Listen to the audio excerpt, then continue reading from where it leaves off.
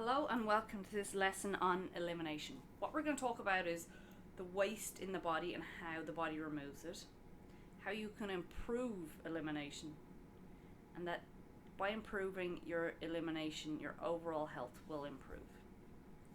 So there's different methods of elimination. So the body uses 4 different pathways. We've got your stool, we've got urine, we've got sweat, and your breath.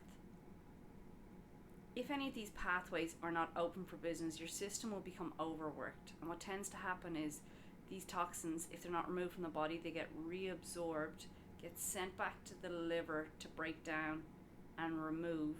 So the body does all that work all over again to get them out of the body, and you've got to hope and pray that it goes out this time, or otherwise it goes back to the liver for a 3rd time. So what we're going to talk about is the colon.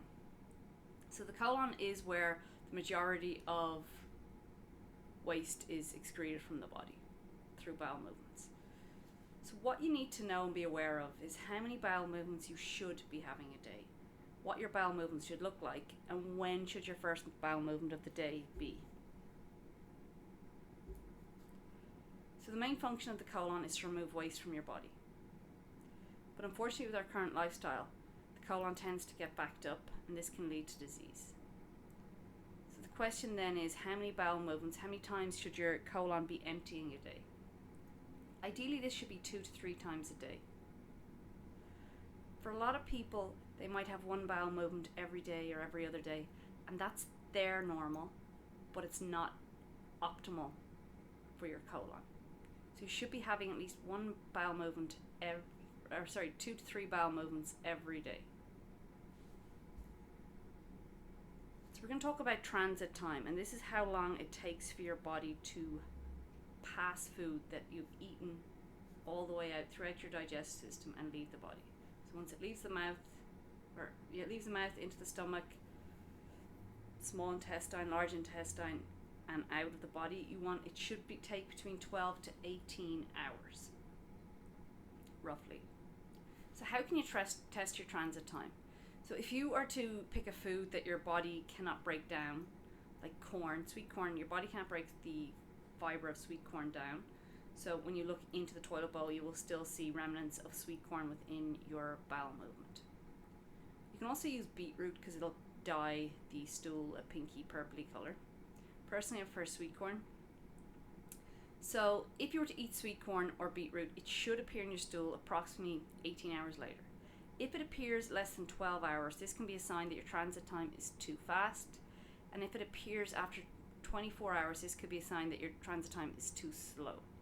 So if it's too fast, so less than 12 hours, this can be a sign of inflammation within the digestive tract.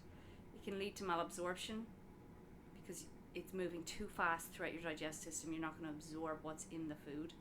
It could be a sign of food intolerances, diarrhea, or a bacterial overgrowth named dysbiosis. And if it's past 24 hours, this could be a sign that your digestive system transit time is very slow.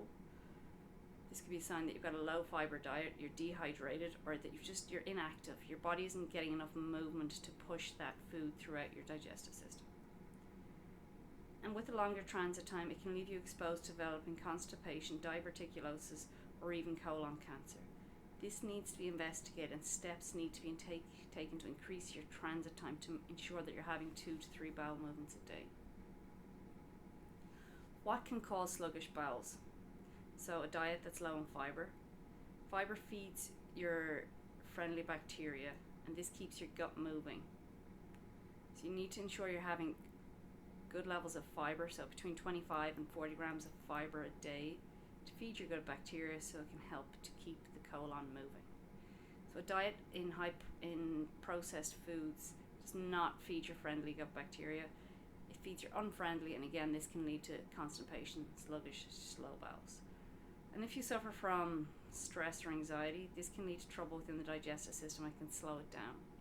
So you're always looking to help the digestive system by relaxing and not being in a stressed or anxious state.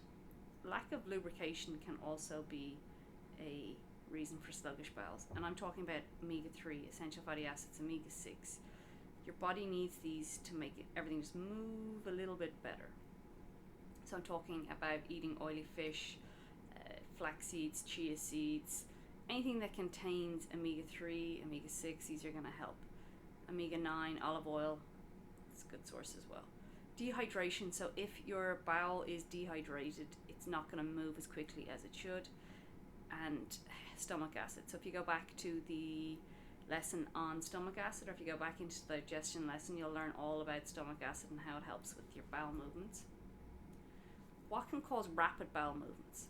So anything that's in the digestive system that the body doesn't tolerate, it's going to hit the emergency exit and say, get the hell out of here. But the problem is when it hits that emergency exit, anything you've eaten around that food gets expelled at the same time, and you're not going to actually be able to absorb the nutrients in that food.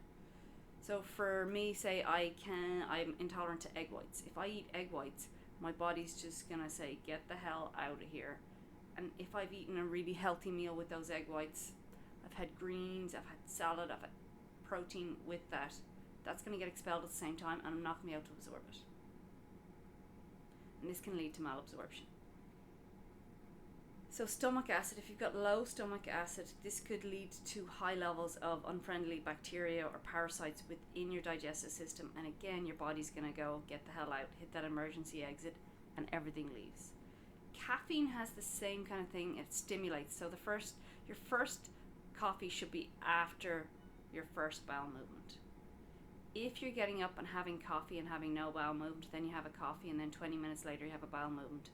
It may not be a natural bowel movement, it may just be stimulated by the coffee. So try and have your first bowel movement before your first coffee. Spicy foods, same thing, emergency exit, get out. So again, if you find that you cannot tolerate high levels of spice, try and control the amount you're eating so that you're not malabsorbing your food. The first bowel movement of your day should be within 30 minutes of waking up. This is an indication that your body is functioning optimally.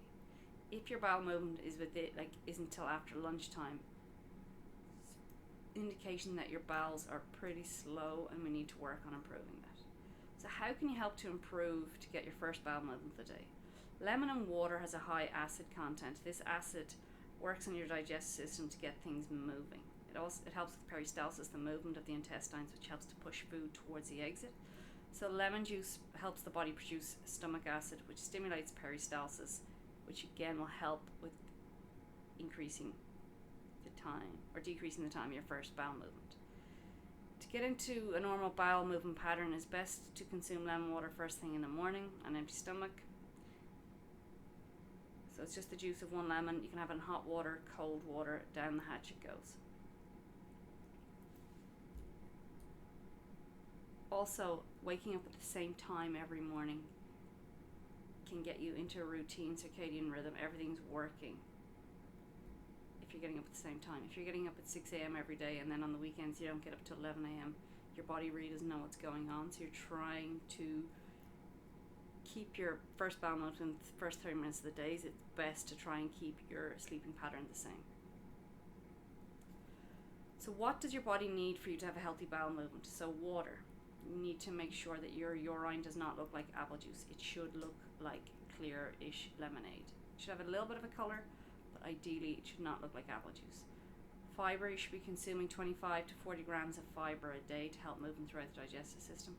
Fermented foods are a very good source of fiber for your beneficial bacteria. So sauerkraut, kefir, kimchi, good quality pickled foods, mushrooms, lettuces, they all contain good fiber for the fermented foods, and the fermented foods produce like stool fillers, so they bulk up the stool. Probiotics also help with your good bacteria to help promote good bowel movements. Exercise, so any form of movement will help your food pass throughout your body. Stomach acid, as we've talked about before, stimulates peristalsis, so helps that movement throughout the food, throughout the digestive system. Look to consume bitter foods prior to eating, so lemon juice, arugula, rocket. Try and have something bitter. Lubrication, so again your omega-3, omega-6, omega-7, try and include brown flaxseed or chia seeds or fish oils throughout your diet. And a squatty potty is fantastic. This is a stool which places the colon in an open position when sitting on a man-made toilet. Ideally, we should squat when we are looking to pass a bowel movement. The problem is the toilet height is too high. Ideally, your hips should be lower than your knees, but when we sit on a regular toilet, this doesn't happen, and that closes off your colon. So you want to have your colon open for business. So Squatty Potty, look it up, fantastic product. So what your bowel movement should look like and what it does look like.